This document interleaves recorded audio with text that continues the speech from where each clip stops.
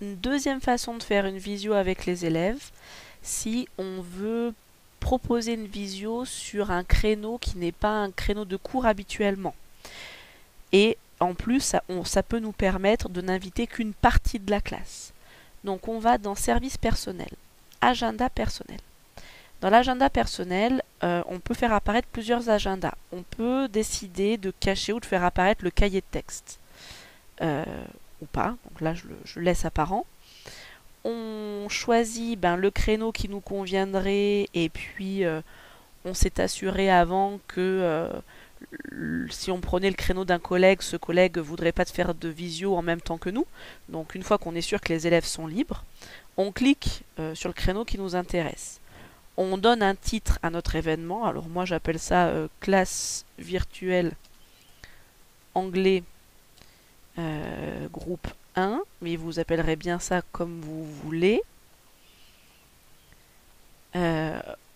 Le début de l'heure avec la date. Moi je veux que ça dure que une demi-heure parce que je veux pouvoir prendre ensuite l'autre moitié de classe sur la deuxième demi-heure. Voilà.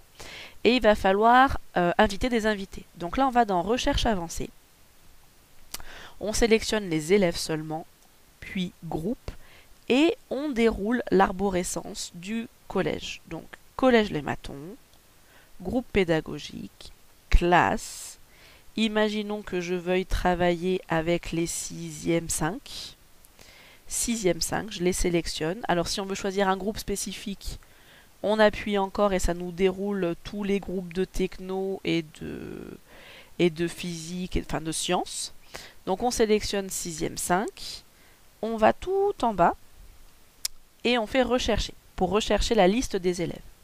Moi je veux prendre qu'une moitié de classe. Donc 3, 4, 5. Je vais en sélectionner que certains. Alors je vais sur la deuxième page si j'ai besoin d'aller sur la deuxième page. Et je vais faire valider.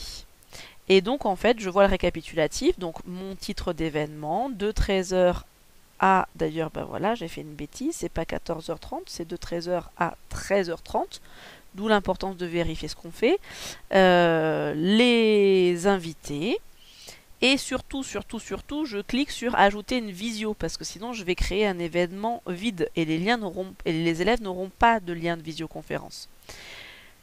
J'enregistre et je vois apparaître le petit icône School&Go.